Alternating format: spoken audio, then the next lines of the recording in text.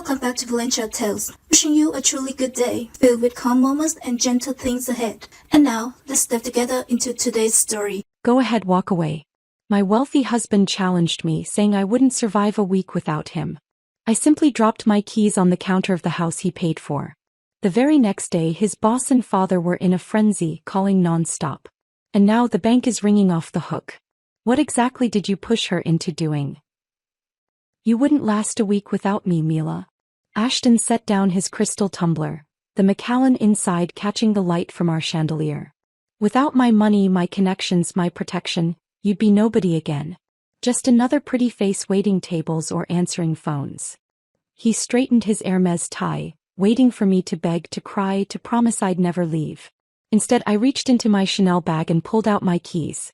House. Range Rover. Safe. I lined them up on our granite counter, each one clicking against the stone. You're right, I said. Let's find out. The color drained from his face as I walked toward the door, leaving everything he'd bought me behind. But that was 3 hours ago. Now I sat in the lobby of the Ritz-Carlton watching the security footage on my phone. Yes, I had access to our penthouse cameras, another thing Ashton never knew I understood. He was pacing our kitchen, picking up the keys, setting them down, calling someone. Probably Nathan. Maybe his father. Definitely not the police, because what would he say? My wife left her keys and walked out? The concierge approached with a gentle smile. Miss Hawthorne, your suite is ready. My maiden name felt strange on my tongue when I'd made the reservation this morning, but it was mine, the one thing Ashton couldn't buy or sell or trade.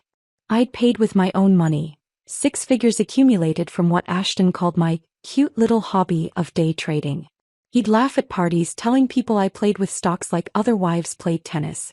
Nobody knew I'd turned his initial allowance of $10,000 into enough to live on for years. The suite was smaller than our penthouse but infinitely larger in possibility. I set down my single suitcase, the one I'd hidden at my gym months ago, slowly filling it with essentials every visit. Ashton monitored our credit cards but never questioned gym trips. After all, trophy wives needed to maintain their value. My phone buzzed. 17 missed calls already. I deleted his contact, watched his number become just digits on a screen. The first voicemail played accidentally when I tried to silence it.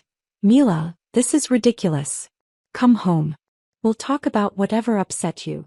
His voice had that controlled quality, like he was handling a volatile investment instead of a wife. By the 5th message, the control was cracking. You can't just leave. Half of everything is in both our names. You need my signature too. I deleted them all. The morning felt like a different lifetime. I'd woken at 6 a.m. as always, alone in our California king bed because Ashton had fallen asleep in his study again, surrounded by monitors showing after-hours trading in Tokyo. The coffee maker was already programmed. Despite what he told his friends, I'd learned to use every appliance in that kitchen. He claimed I couldn't operate a toaster at last month's dinner party. Everyone laughed. Even me, the good wife who knew her role. I'd stood at our floor-to-ceiling windows 23 floors up, watching the city wake. The silk robe he'd given me for Christmas itched against my skin. Designer label, wrong size, chosen by his assistant who thought all wives wore size 2. Today was our anniversary. For years. He hadn't mentioned it once this week, but I'd stopped expecting him to remember after year 2. The charity luncheon invitation sat on our marble counter. Another command performance where I'd smile while the wives compared vacation homes. Helen Brennan would ask about my little hobby, with that patronizing smile. Still playing with your phone stocks, dear? She'd say, not knowing I'd made more this quarter than her husband's dental practice. That's when I decided to organize Ashton's study, looking for our insurance documents. He was always particular about his space, everything arranged just so. The voice recorder sat on his desk. That little silver device he used for important thoughts. When I knocked it over reaching for files, it clattered onto the marble floor and started playing. His voice filled the room mid-conversation. She asked to see our investment statements yesterday. Laughter. I told her they were too complicated, lots of numbers. He actually believed me. Nathan, I could get her to sign over her kidneys and she'd just ask what pen to use. My hands had trembled as I picked it up, saw the date. Last Tuesday. The day I'd brought him lunch at his office, surprising him with his favorite sushi. He'd seemed so pleased, introducing me to his new analyst as the beautiful Mrs. Whitmore. Now I understood the smirk on the analyst's face. The recording kept going. That's why this type is perfect, Ashton continued. Pretty enough for photos, dumb enough to control, grateful enough to stay quiet. My father taught me well. Marry beauty, rent intelligence. I'd placed the recorder back exactly where it had fallen, angled precisely how he'd left it. Then I'd found the insurance papers and something else. A folder marked prenuptial amendments. Documents dated last month, adding clauses about abandonment, forfeit of assets if I left without just cause. Already notarized with my signature, forged but expertly so. Standing in that study, surrounded by evidence of his success and my insignificance, something crystallized. He wasn't just dismissive or cruel. He was systematic. I was an investment and he was already planning my depreciation. The Ritz suite had a view of our building. I could see our penthouse from here, lights blazing as Ashton probably tore through his office, looking for signs of what I'd taken. He wouldn't find any. I'd only photographed documents, only copied files to clouds he didn't know existed. The real theft would come later, legally, through the 50% of everything he'd put in my name for tax benefits. My phone rang again. This time Richard Whitmore. Ashton's father, calling personally. I let it ring, remembering how he'd introduced me at his last party. Ashton's wife. Pretty thing, isn't she? Like I was a coat or a watch, something to be appraised and approved. Margaret's text came through then, the secretary who'd served tea at every family gathering. Heard you left. Room 1247 when you're ready to talk. I have 40 years of information you need. I smiled, the first real smile in months. Ashton said I wouldn't last a week without him. But he'd never asked what I was doing all those hours he left me alone. Never wondered why his secretary knew my maiden name. Never imagined his trophy might have been taking notes. 7 days. That's all I needed to prove him wrong. After that, I'd take the rest of my life proving myself right. The keys I'd left weren't surrender. They were a declaration of war. And unlike Ashton, I'd already read all the terms and conditions. 3 weeks had passed since that night at the Ritz. I'd established a routine. Morning trades from my suite, afternoon walks through Central Park, evenings reviewing the documents Margaret had been feeding me in careful doses. Each file she shared revealed another layer of the Whitmore Empire's corruption. But today was different. Today was May 15th, our actual anniversary date, and despite everything I'd agreed to one dinner. Just to discuss the logistics, Ashton had said on the phone, his voice carefully neutral. We need to be civilized about this. The salon on Fifth Avenue was the same one I'd used throughout our marriage. Celeste, my hairdresser, worked her fingers through my hair with practiced precision. Special occasion? She asked, not recognizing the bitter irony in her question. Anniversary dinner, I said, watching my reflection transform into what Ashton preferred.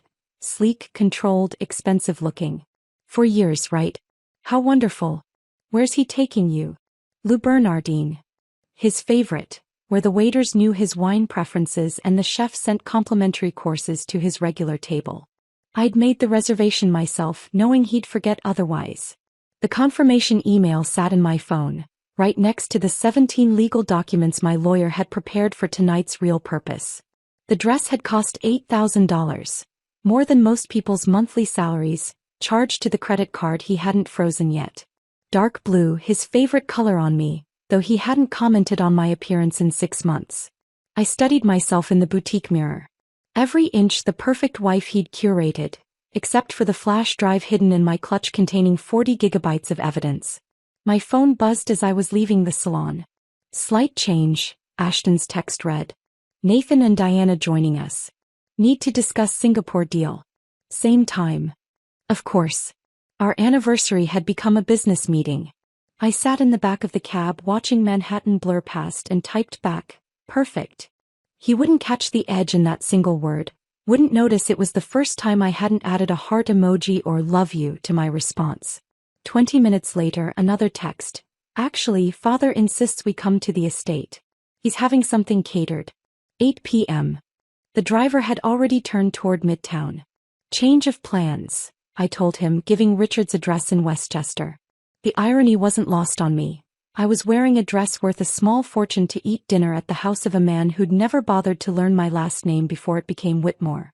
Richard's estate sprawled across 12 acres of manicured perfection. The circular drive was full of cars I recognized. Nathan's Bentley, 2 other hedge fund partners' vehicles, even Graham Chen's new Tesla. This wasn't a change of plans. This was an ambush disguised as dinner. Patricia answered the door, Richard's third wife, younger than me at 28. Her smile held the kind of exhausted recognition I'd seen in mirrors lately. "Mila, you look stunning," she said, though her eyes said something else entirely. "Why did you come?" The foyer opened into the main sitting room where Ashton held court, tumbler in hand, his third by the color in his cheeks. He glanced at me, taking in the dress, the hair, the effort, and turned back to his conversation without acknowledgement. Nathan waved. Diana sat apart, nursing a martini with the dedication of someone who'd rather be anywhere else. "The lovely Mila," Richard boomed, appearing from his study. He kissed my cheek, reeking of cigars and bourbon. "Though I hear you're being not so lovely lately. This separation nonsense. Bad for business, you understand." Margaret appeared with a tray of champagne. Her eyes met mine for a fraction of a second, enough for me to see she knew exactly what this was. As she handed me a glass, her fingers brushed mine. "Some anniversaries," she whispered, barely audible, "are about endings, not beginnings." The dining room had been set for 12. I recognized most faces. Business partners, their wives, even Ashton's lawyer, though that realization came later.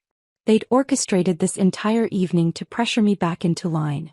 I sat in my designated seat between Nathan and Graham's wife, facing a portrait of Richard's father, the original Whitmore who'd built this empire on insider trading and strategic marriages. Dinner arrived in courses. Somewhere between the soup and fish, Ashton started his performance. "Funny story about how Mila and I met," he announced, though no one had asked. The room turned toward him with practiced attention. "She was at the Milken conference, completely lost. Wandered into a derivatives panel thinking it was about art derivatives." He paused for laughter that came too readily. "She asked if hedge funds were about landscaping investments. Literally thought we were discussing garden hedges." The story was fiction. I'd been at that conference presenting my graduate thesis on market manipulation in emerging economies. But that truth didn't fit his narrative of rescuing a beautiful fool. "Thank God for lost puppies," Nathan added, raising his glass. "They make the best pets." Diana's hand found mine under the table, a gesture meant to comfort. But her pity felt worse than the insults. I squeezed back once, then excused myself. "Powder room," I murmured, though everyone knew women didn't powder anything anymore. Richard's study door stood partially open. His computer screen glowed, forgotten in his rush to play host. I slipped inside, memorizing everything. The desk layout, the wall safe behind a terrible reproduction of Monet's water lilies, the filing cabinet marked private. His password was written on a post-it note stuck to his monitor. Richard 3 number 1936. His birth year and his favorite Shakespeare character. These men thought they were so clever. Through the window I could see the dinner table, everyone laughing at something. Ashton was standing now, gesturing with his wine glass, playing the role of successful husband to perfection while his actual wife stood in shadows, gathering intelligence. When I returned, the conversation had shifted to business. Singapore expansion, leverage ratios, risk assessments. The wives sat silent, ornamental, while the men discussed millions like monopoly money. Then Nathan, drunk enough to be cruel, made his pronouncement. "You know what Ashton is? He's an empire builder. And Mila here, she's the trophy case. Beautiful, elegant, but ultimately just for display." The laughter that followed had an edge, like they all knew the joke cut deeper than intended. Ashton raised his glass. "Best investment I ever made. Great tax benefits, minimal maintenance, and she appreciates in value at all the right social events." Margaret was clearing plates, her movements deliberately slow. Our eyes met across the room, and in her gaze, I saw 40 years of accumulated rage, 40 years of watching women like me be diminished, discarded, replaced. Her slight nod told me everything. She'd heard it all, recorded it all, was ready when I was. Something inside me shifted. Not broke, but crystallized, hard and clear as the diamond on my finger that suddenly felt like a shackle I was ready to pick. The diamond on my finger caught the light as I walked out of Richard's estate that night, each facet throwing rainbows that felt like tiny promises of revenge. In the car, I pulled out a cheap flip phone from beneath the passenger seat, purchased with cash at a bodega where they didn't ask questions. My fingers typed out a simple message to the only number saved. Tuesday, 2 p.m. Jade Garden, Chinatown. Margaret's reply came within minutes. I'll bring tea. 3 days of waiting felt like 3 years. I maintained my routine at the Ritz, ordered room service, made small trades to keep my mind sharp. Ashton had stopped calling. His lawyer was handling everything now, sending formal letters about reconciliation in the interest of financial stability. Each letter went straight to my shredder, then to Patricia Kim, my new attorney, who lived 2 hours away in Connecticut where Ashton's connections meant nothing. Tuesday arrived gray and humid. The Jade Garden sat squeezed between a funeral home and a shop selling knockoff handbags, its windows fogged with decades of steam from dumpling baskets. No one from Ashton's world would ever find themselves here, which made it perfect. Margaret was already seated in the back corner, wearing a cardigan despite the heat, looking like someone's grandmother who'd gotten lost on her way to church. But her eyes, those eyes held 40 years of carefully documented fury. Mrs. Whitmore, she began, and I cut her off. Hawthorne. I'm using my maiden name now. She smiled, pushing a tin of butter cookies across the table. The tin looked ancient, flowers painted on top, the kind your aunt might use for sewing supplies. Inside, wrapped in tissue paper, lay a lipstick tube. Twist the bottom 3 times, then pull, she instructed. The lipstick was actually a flash drive. 16 gigabytes of what Margaret called insurance. Started collecting in 1982, she said, voice barely above the restaurant's din. Richard's first wife, Elena, she knew something was wrong with the books. Asked me to watch, to listen. Then she had her accident. Margaret's fingers made air quotes around the last word. Single car, perfect weather, failed brakes. After that, I kept everything. Every memo, every call transcript I could access, every mistress paid off with company funds, every SEC filing that didn't match internal documents. The waiter brought tea and we fell silent until he left.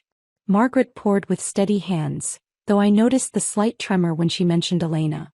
The second wife, Caroline, she lasted longer. Smart woman, MBA from Wharton. Started asking the right questions in year 4. Richard had her committed for exhaustion. She signed the divorce papers from a psychiatric facility, gave up all claims to avoid indefinite treatment. My tea went cold as Margaret outlined 2 decades of financial crimes, each one meticulously documented on that tiny drive. But she saved the worst for last. Your husband isn't just complicit. He's been grooming Nathan's wife, Diana. There's a paper trail, flowers charged to shell companies, hotel reservations that align with his supposed client meetings. He's planning to leave you, Mila, but first he needs to destroy your credibility. That anniversary dinner? They were all witnesses to your unstable behavior. Walking out, leaving your keys, they'll paint it as a breakdown. The dumpling basket arrived, but neither of us touched it. I was thinking about Diana's hand squeezing mine at dinner, wondering if her sympathy was real or part of another game. That night, I sat in my hotel room with my laptop, the flash drive loaded, scrolling through Margaret's evidence. It was overwhelming, 40 years compressed into folders labeled by year, by crime, by victim. But I needed more. I needed Ashton's own records to corroborate everything. Patricia Kim answered my call on the second ring, despite it being nearly midnight. I need to create a company, I told her. Something that sounds like nothing, that could be anything. When? Tomorrow. That's a rush job. It'll cost. I'll pay triple. 2 hours north on I-95, past the exits for Greenwich and Stamford where Ashton's colleagues lived in their own marble prisons. Patricia's office occupied the second floor of a building that also housed a dentist and a tax preparer. No marble, no modern art, just diplomas on the wall and a coffee maker that had seen better decades. She'd already drawn up the papers. Phantom Rose Holdings LC. Incorporated in Delaware, registered in Connecticut with a business address that led to a P.O. box that led to another LLC that led nowhere. The structure is completely legal, she explained, sliding documents across her desk. But complex enough that tracing it would take months of dedicated forensic accounting. By then you'll have accomplished whatever you're planning. How do you know I'm planning something? Patricia leaned back, studying me. Because women who pay triple for Rush Incorporation don't do it for fun. They do it for survival. A week later, Ashton left for Singapore. 5 days of meetings about expansion into Asian markets, he'd said, though I knew from Margaret's intelligence that he was really setting up accounts I'd never be able to touch. The housekeeper, Maria, seemed relieved when I told her to take the week off, paid vacation. Spring cleaning, I explained. I need to do this myself. Alone in our penthouse, I became someone else. Not the trophy wife, not the ornament, but a forensic archaeologist excavating evidence of my own destruction. Ashton's office password was embarrassingly sentimental. Our wedding date, as if that meant something to him beyond a tax advantage. His computer open like a confession booth. Folders within folders, trades time-stamped to the minute, showing clear patterns. Richard would have lunch with certain executives. Within hours, Ashton would make trades in those companies. The pattern was so obvious once you knew to look for it. In his locked drawer, the one he thought I didn't know about, lay correspondence that made my stomach turn. Not just about Diana but about me. Emails to Nathan discussing my mental fragility, suggestions that I might need professional intervention, plans to have me evaluated by a psychiatrist Richard knew, one who'd testified in Caroline's commitment. My hands stayed steady as I photographed each page, uploaded each file to Phantom Rose Holdings' encrypted cloud storage. Every document went back exactly where I'd found it, aligned to the millimeter. Ashton would return to an office that looked untouched, while I held copies of everything that could destroy him. The final document was in his personal safe. He'd hidden the combination in a book about Warren Buffett, thinking he was clever. Inside, beyond the cash and gold coins, was a single folder marked Exit Strategy. Not for trades or business. For me. A timeline showing when to file for divorce, how to claim abandonment, which assets to hide first. My elimination was scheduled like a merger, complete with profit projections. I photographed it all, then sat in his leather chair looking at the city lights below. Somewhere out there, Margaret was probably filing her own reports. Patricia was setting up the next phase of corporate structures. And Ashton was sleeping soundly in Singapore, dreaming of empires built on the bones of women who'd trusted him. He was wrong about one thing, though. I wasn't just another trophy in his case. I was the one holding the hammer. The hammer in my hand suddenly felt heavier than Ashton's entire mahogany desk. I set down the metaphorical weapon and stood from his chair, my reflection caught in the dark computer screen. A woman I barely recognized, someone harder and more calculating than the girl who'd walked down the aisle 4 years ago. The next morning, I returned to my routine at the Equinox on Park Avenue. The pool was my sanctuary, 50 laps where the world dissolved into chlorine and rhythm. I was pulling myself out of the water when Diana appeared, her Lululemon workout set pristine but her face haggard, dark circles poorly concealed under concealer. "Nathan knows," she said without preamble, glancing around the empty pool deck. "About Ashton's messages to me. He hired a private investigator, had our phones cloned. Water dripped from my hair onto the marble tiles. Why are you telling me this? Because whatever you're planning, and don't insult me by pretending you're not, these men don't just get angry when cornered. They get even." She pulled her oversized sunglasses down, revealing a bruise along her jawline, carefully covered but visible this close. "Nathan's already moving assets offshore. Richard's been making calls to judges he golf with. They know something's coming." Before I could respond, she was gone, her heels clicking across the wet floor with purpose.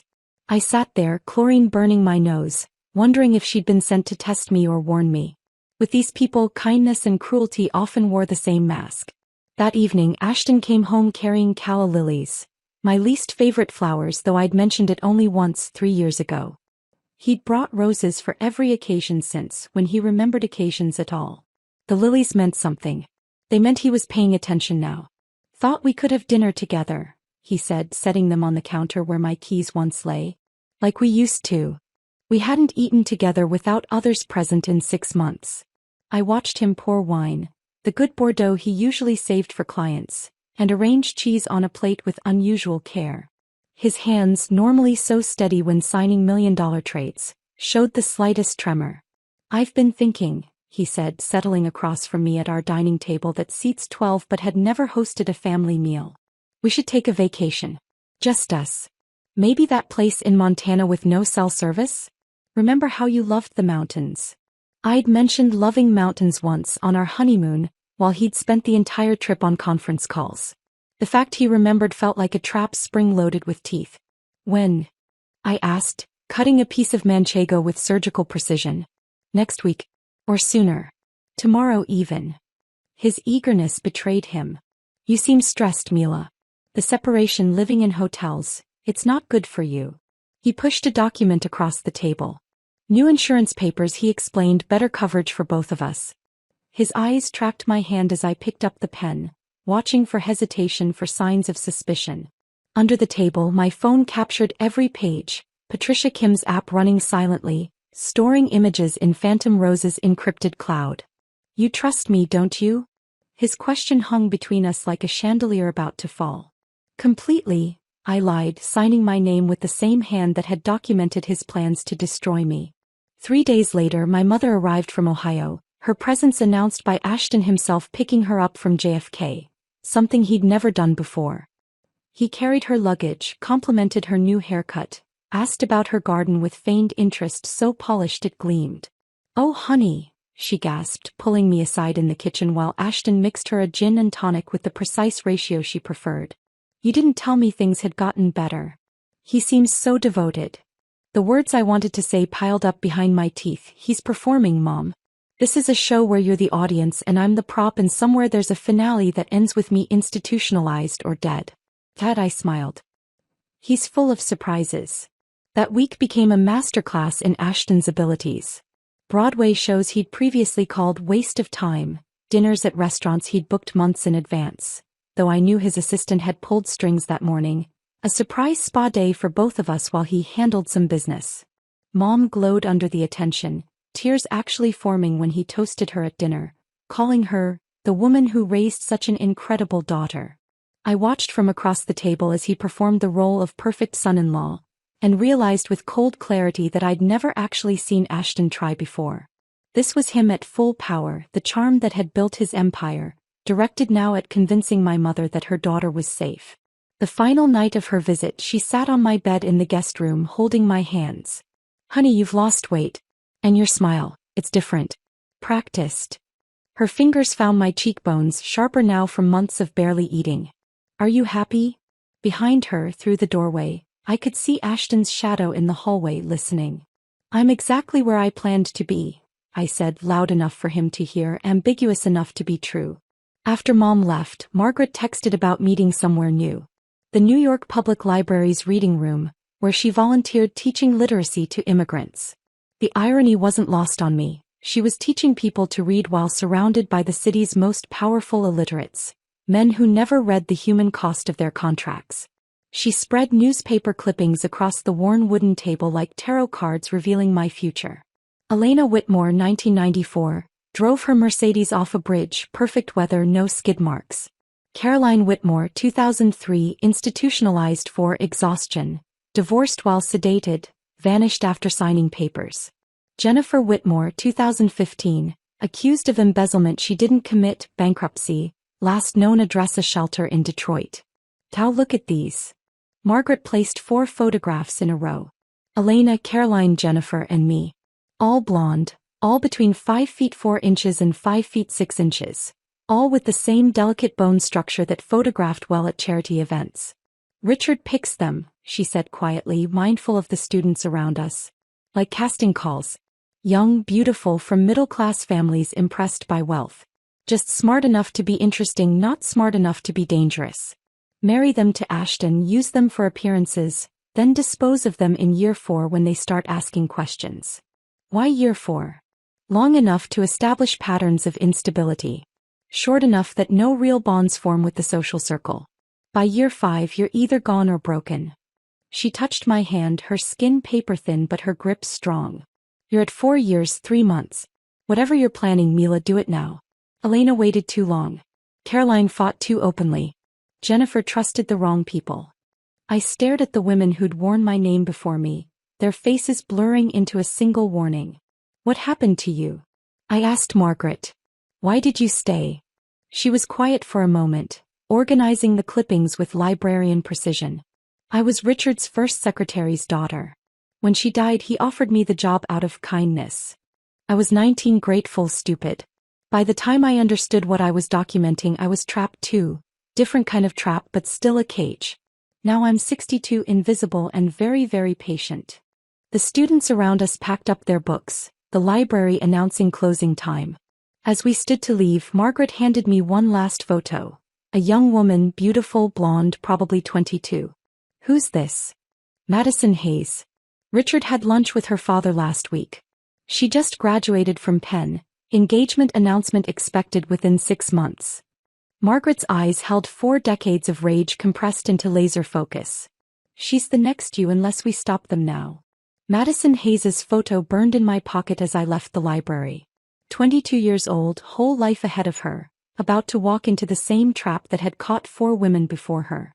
I tucked the picture into my wallet behind my old student ID, the one from before I became Mrs. Whitmore when I still had my own name and my own dreams. The next morning I initiated the first withdrawal. $8,000 from our joint checking. Enough to look like furniture shopping, not enough to trigger Ashton's attention. The bank teller didn't even blink. Mrs. Whitmore buying expensive things was as routine as morning coffee. I converted it to cash at 3 different banks, then deposited it into Phantom Rose Holdings account in Connecticut. Patricia Kim had shown me how to create a paper trail that looked like interior design consulting fees. The IRS loves documentation, she'd said. Even if it's fiction, as long as it's properly filed fiction. That evening, Ashton came home at 9 instead of his usual 7.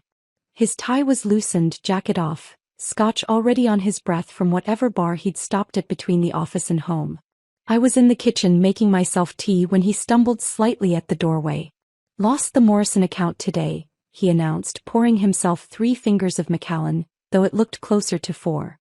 40 million in assets gone. They said there were concerns about compliance. Can you believe that? Compliance concerns at my firm.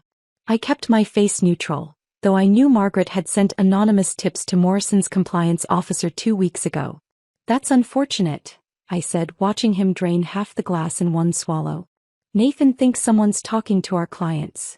He poured again, his hand less steady. Says there are rumors about an SEC investigation. Ridiculous. The next day I moved 12,000. The day after 15. Spa treatments, I told the one teller who asked. My husband wanted me to pamper myself. She smiled knowingly, probably thinking of her own husband who never noticed such expenses. Ashton's drinking escalated in perfect proportion to his losses. Every night brought a new crisis. Another client pulling funds, another partner asking questions, another rumor about federal involvement. He'd stand in his study, calls on speaker while he paced and drank, signing whatever I brought him without reading. Power of attorney adjustments, insurance modifications, trust amendments. His signature got sloppier with each passing day. Patricia called Thursday morning from a number I didn't recognize. Can you meet today? Urgent. I found her at a rest stop on I-95, sitting in her sensible Honda, looking like any other suburban lawyer except for the tension in her shoulders. The FBI contacted me, she said without preamble. They know I represent you. They want to talk. My chest tightened. How did they? Richard Whitmore has been under investigation for 18 months. A former employee named Dennis Chin filed a whistleblower complaint. They've been building a case, but they need someone with inside access to corroborate. She handed me a business card. Agent Sarah Coleman. She specifically asked for you. Did you tell them anything? Attorney-client privilege. But Mila, if you're going to move, it has to be now. Once the FBI goes public with their investigation, all assets will be frozen. Everything you haven't moved will be locked in litigation for years. That night I watched Ashton pour his 6th drink before dinner. His phone rang constantly. Nathan, Richard, lawyers, crisis managers. Each call made him drink more, sign more, suspect everyone except the wife quietly refilling his glass. Maybe you should eat something, I suggested, playing concerned spouse while calculating how much longer his liver could take this pace. Not hungry, he muttered, then looked at me with bloodshot eyes. You've been different lately. Calmer. Therapy, I lied smoothly. Learning to accept what I can't change. Saturday arrived with the monthly ladies' auxiliary meeting at Riverside Country Club. I'd been dreading it, knowing Helen Brennan would be there with her coterie of wives who'd made sport of diminishing me for 4 years. But Patricia's news had lit something inside me, a timer counting down to when I could stop pretending. Helen started before I'd even sat down. Mila, darling, still playing with your little investment apps? So cute when wives have hobbies. Like children with toy kitchens. The room tittered with practiced laughter. Margaret stood in the corner, pouring tea invisible as wallpaper. Our eyes met for a fraction of a second. Actually, Helen, I said, my voice carrying across the room, my portfolio is up 340% this year. How's yours doing? Silence fell like a guillotine. Helen's face went from patronizing to shocked, her mouth opening and closing like a fish pulled from water. I'm sorry, what? She managed. 340%. Would you like to see the statements? I particularly enjoyed shorting your husband's pharmaceutical company last month. Made a killing when their patent got rejected. You did know about the patent rejection, right? Helen's face went white. She hadn't known. Around the room, other wives leaned forward, suddenly seeing me as something other than Ashton's pretty accessory. Though I suppose, I continued, stirring sugar into my tea with deliberate calm, some of us prefer real kitchens to toy ones. And some of us prefer real portfolios to plain pretend. Margaret actually smiled. Not much, just a slight upturn of her lips as she refilled my cup. The meeting continued in strange silence, the usual gossip replaced by careful glances in my direction. By evening, Ashton would hear about this. By morning, Richard would know his daughter-in-law had claws. But I didn't care anymore. The timer was running down and I was tired of being underestimated. The explosion came Wednesday. I was in my hotel room when my phone lit up with notifications. Diana had filed for divorce from Nathan and she'd brought receipts. Not just infidelity, 3 mistresses over 2 years, but financial fraud, hidden accounts, and a particularly damning email trail where Nathan discussed removing Diana from the equation with his lawyer. Ashton called me 17 times in an hour. I answered on the 18th. What did you tell her? He demanded without preamble. Tell who? Diana. Nathan thinks I leaked information to her. He says you two were friendly at dinners that you must have. I told her nothing, I said truthfully. Diana had found her own evidence, fought her own war. We were parallel soldiers who'd never compared notes. Through the phone I could hear something crash in his office. He's pulling out of the fund. 20 years of partnership, gone. He says I betrayed him for a woman. His laugh was bitter, broken. Wasn't even interested in Diana. He's too old, too smart. I was just keeping options open. The admission should have hurt, but I felt nothing. Just made a note in my phone, evidence Patricia might need later. You always thought you were smarter than everyone else, I heard Nathan screaming in the background. Well, congratulations, you've destroyed us both. The line went dead. Ashton didn't call back. But Margaret texted an hour later. Richard called emergency meeting. All partners. The empire is cracking. I stared at Margaret's text for a full minute, the words, the empire is cracking, glowing on my screen like a prophecy finally coming true. My hands moved without conscious thought, pulling a red wig from my closet, purchased with cash 3 weeks ago from a costume shop in Queens where they didn't ask questions. The dress was polyester, off the rack from Target, something Mila Whitmore would never wear. Dark sunglasses completed the transformation into nobody, anyone, someone who didn't exist in the Whitmore's world. Nathan's office building on Madison Avenue had the kind of security that looked impressive but was mostly theater. I'd been there dozens of times as Ashton's wife, knew the guards rotated lunch breaks at 12:30, knew Nathan's assistant Sarah always took 45 minutes to grab sushi from the place 3 blocks over. The elevator ride to the 42nd floor felt endless. In my purse, a manila envelope held printed screenshots of every message Ashton had sent about Nathan. The mockery, the contempt, the detailed plans to steal his clients once the partnership dissolved. But the real poison was at the bottom. Ashton's financial projections for acquiring Diana after her divorce, complete with calculations about her inherited wealth and how to access it through marriage. Nathan's office door was solid mahogany with his name in gold letters.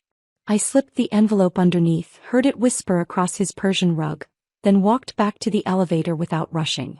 The security camera would show a woman who could be anyone, walking with purpose but not urgency. 3 hours later, Margaret forwarded me an email from Ashton's assistant.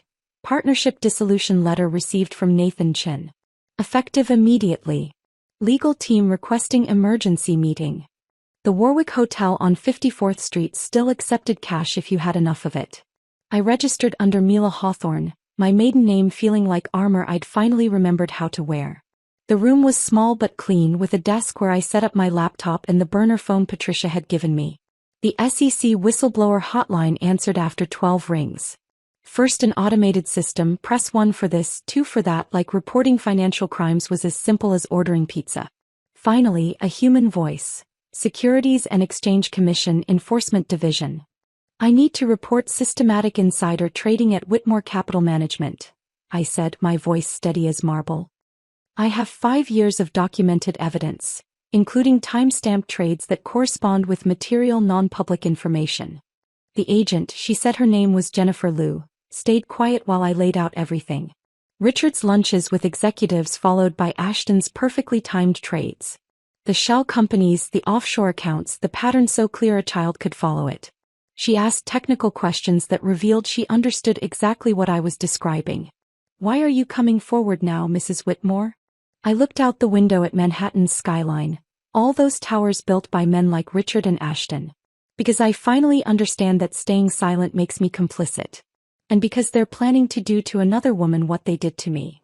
After the call, I took Margaret's 40 years of evidence, copied onto 3 separate drives, and placed one in a safety deposit box at Chase, one at Bank of America, and one in Patricia's office safe. The instructions were simple. If anything happened to me, release everything to the FBI, the SEC, and the New York Times simultaneously. That evening, Richard's black Mercedes pulled into our building's garage. I watched from the penthouse window as he emerged, his face tight with something between fury and fear. He didn't bother with the doorman, had his own key, the privilege of a father-in-law who owned 30% of his son's fund. Where are your books? Richard's voice carried through the penthouse before he'd even reached Ashton's study. Dad, what's the books, Ashton? Now.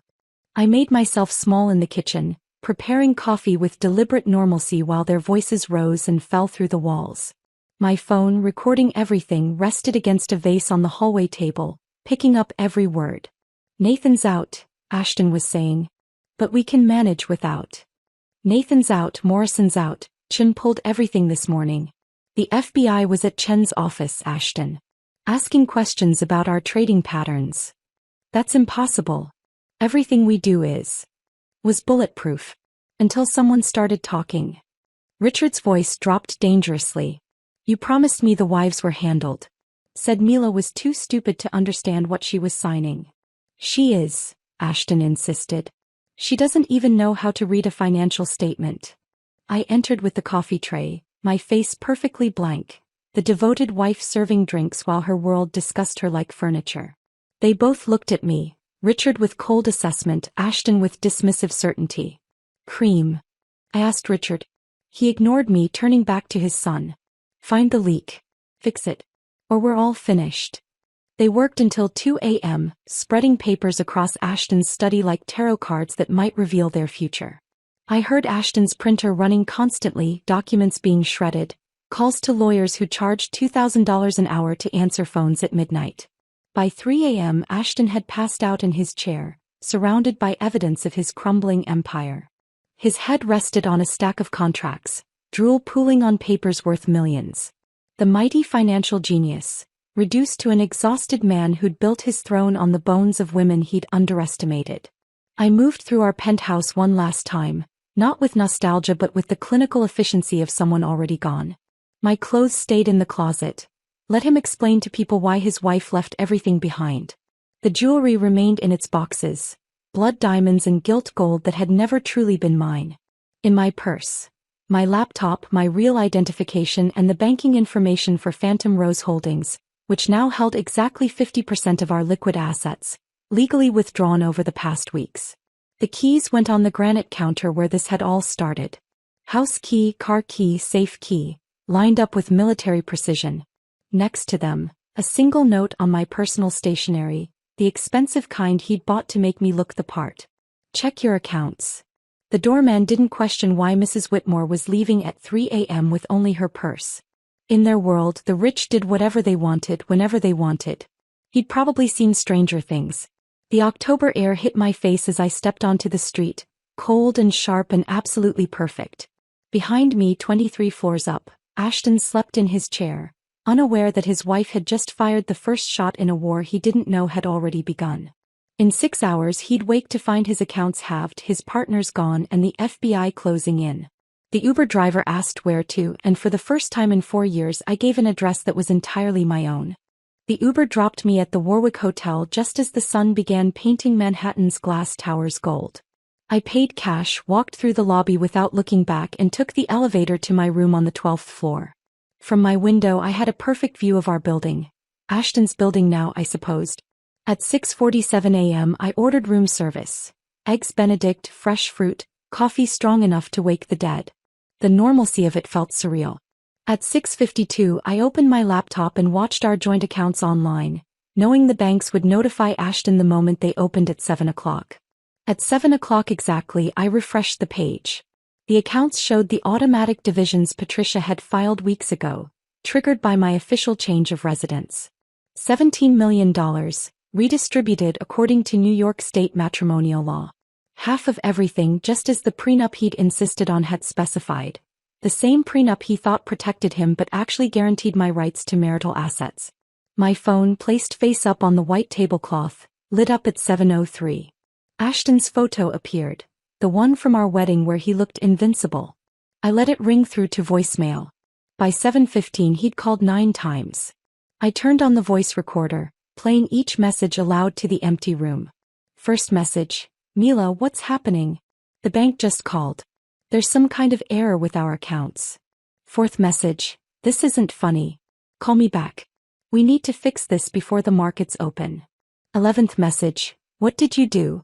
What did you do? 19th message: please. Whatever you think you're accomplishing, we can work this out. You don't understand the position you're putting me in. 28th message: the margin calls are hitting. I can't cover them without those funds. You're destroying everything we built. 35th message: Mila, please. They're freezing everything. The FBI is here. God, please answer. By noon, his voice had devolved from commanding to begging. The 47th call came through as I was finishing my second cup of coffee. This time I recognized the number. His lawyer, not him. Mrs. Whitmore, this is James Kellerman. Your husband has retained me to discuss the irregular movement of marital assets. We need to. I hung up and blocked the number. Then I called Patricia. They're panicking, she said, and I could hear the smile in her voice. Everything we did was completely legal. Those assets were jointly owned, you had full withdrawal rights, and we followed the letter of the law. He can contest it, but it'll take months, and by then he'll have bigger problems. That evening I was eating dinner in my room. A perfect piece of salmon I could actually taste now that my appetite had returned, when my phone buzzed with a news alert. I turned on the television, flipping to CNN. The footage was beautiful in its brutality. Richard Whitmore, the man who'd built an empire on other people's losses, being led from his Westchester mansion in handcuffs. His silver hair was disheveled, his usual armor of expensive suits replaced with a wrinkled shirt. FBI agents carried boxes of evidence past the cameras, each one containing Margaret's 40 years of patient documentation. Federal authorities arrested hedge fund mogul Richard Whitmore this morning, the reporter announced, following a years-long investigation into insider trading, tax evasion, and wire fraud. Sources indicate multiple whistleblowers provided crucial evidence, including detailed records spanning 4 decades. My phone lit up with a text from Margaret, just a champagne bottle emoji.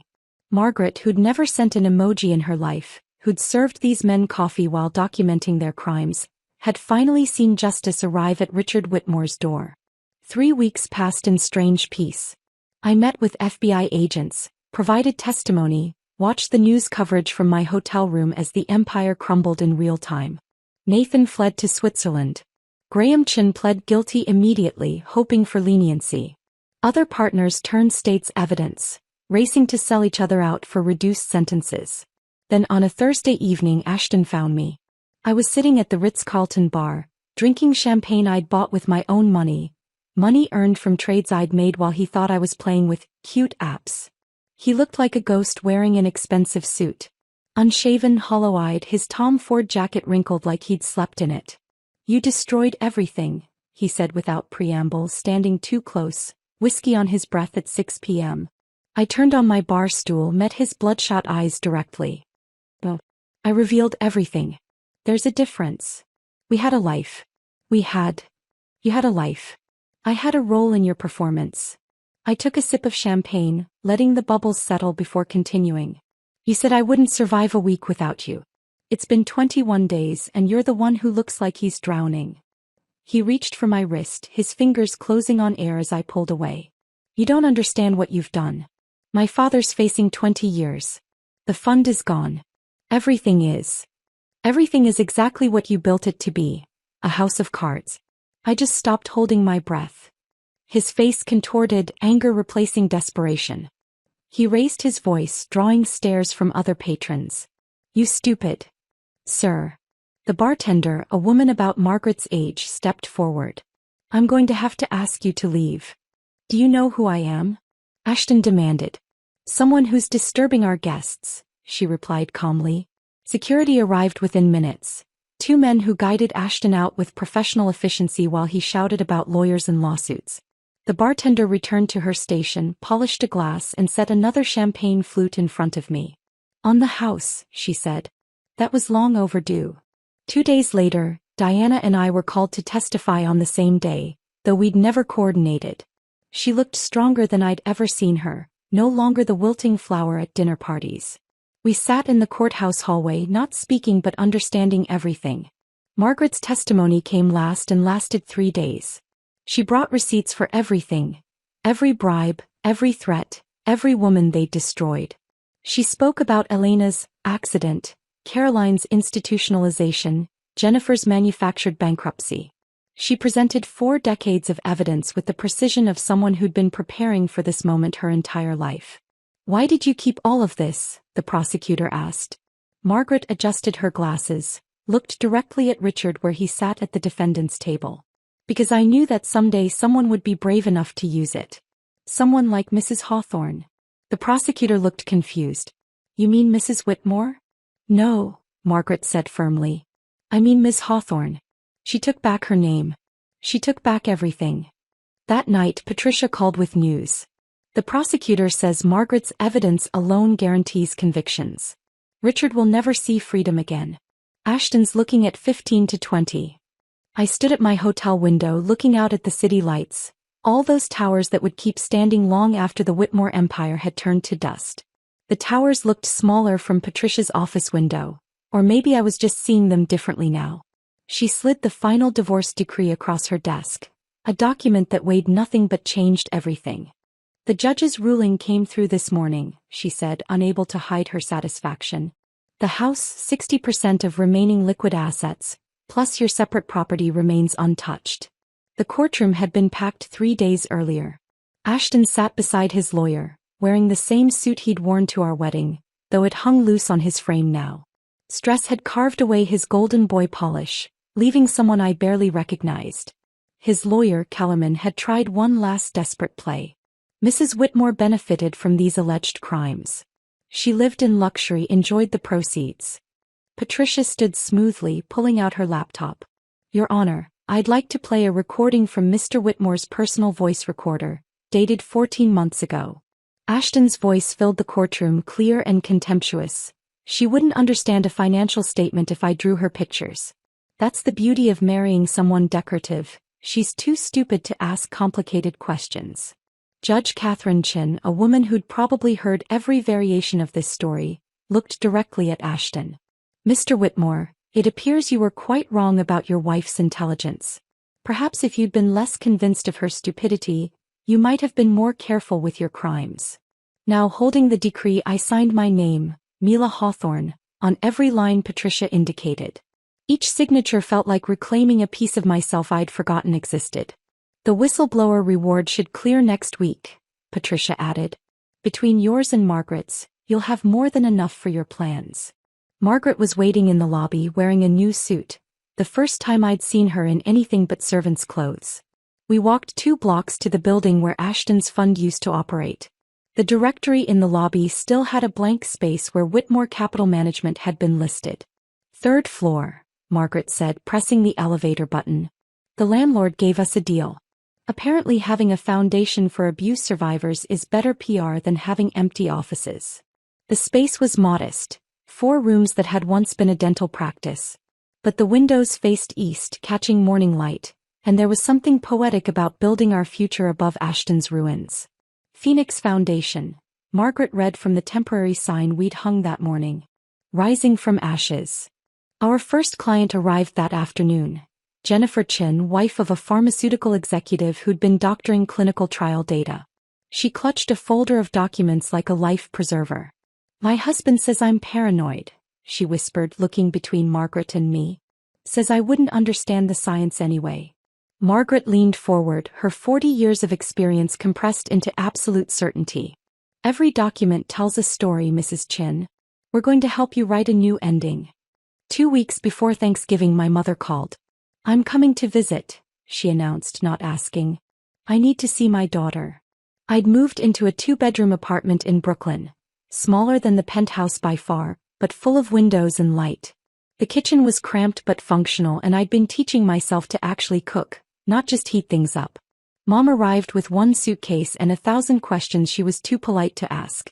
I met her at JFK myself, driving my own used Honda. Reliable, practical, invisible in traffic. "You look different," she said, studying my face as we sat in airport traffic. "Younger somehow.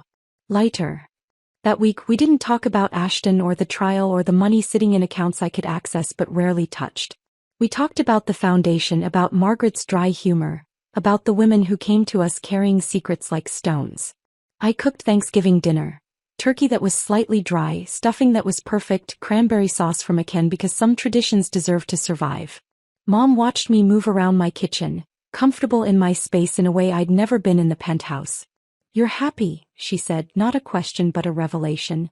"I'm free," I corrected, then reconsidered. Which might be the same thing. She stayed an extra week, sleeping in the guest room I'd painted sage green, reading books while I worked on foundation cases. On her last night, she hugged me the way she used to when I was small, before I learned to perform happiness instead of feel it. "I'm proud of you," she whispered. "Not for surviving him but for becoming yourself." 6 months had passed since I'd walked out of the penthouse. Spring was arriving in Brooklyn, and I stood in the doorway of the house. My house now, though I'd only returned to sign the final papers. The rooms echoed with absence, Ashton's things long since removed by movers his mother hired. My phone rang. Margaret, her voice energized in a way that 40 years of silence never allowed. "We have a new client," she said. "Senator Williams's wife. She's been documenting campaign finance violations for 2 years." I looked at the keys in my hand, the ones I'd taken back, the ones I'd left, the ones I'd earned. They were heavier now, weighted with purpose instead of revenge. Through the window, I could see Madison Hayes walking past with her new fiancé. Not Ashton, who was serving 3 to 5 in minimum security, or any Whitmore man, but someone her own age who held her hand like it mattered. "Ready for round 2? Margaret asked. I thought about the 17 women who'd come through our doors in just 3 months. 4 had successfully left their marriages with their assets intact. 13 were still gathering courage and documentation. Each one learning what I'd learned, that freedom isn't granted, it's taken one document at a time. "I was born ready," I told Margaret, closing the door on the empty house. "I just didn't know it until someone tried to convince me I was nothing." The lock clicked with finality. I walked to my Honda, tossing the keys to the estate agent who'd sell this monument to Ashton's ego. The proceeds would fund the Phoenix Foundation for another year, maybe 2. As I drove back to Brooklyn, back to my smaller, warmer life, I thought about Elena, Caroline, Jennifer, the ghosts of wives past who'd walked this path before me. They'd been broken or silenced or erased. But their stories, preserved in Margaret's careful documentation, had saved me. Now Margaret and I were saving others, one signature at a time, one woman at a time, building a bridge out of the ashes of the empire we'd burned down. My phone buzzed with a text from Diana. "Coffee tomorrow? I have someone you should meet. She needs our help." I smiled, merging into traffic, heading home. My real home, not a cage with a doorman and a marble counter where I'd finally set down my keys and walked toward this moment, this life, this freedom that looked exactly like I'd always imagined it would. Unremarkable, undramatic, and absolutely mine. If this story of calculated revenge had you cheering for Mila, hit that like button right now. My favorite part was when she lined up those keys on the granite counter and walked away without looking back. What was your favorite moment? Drop it in the comments below. Don't miss more thrilling stories like this. Subscribe and hit that notification bell so you never miss an upload.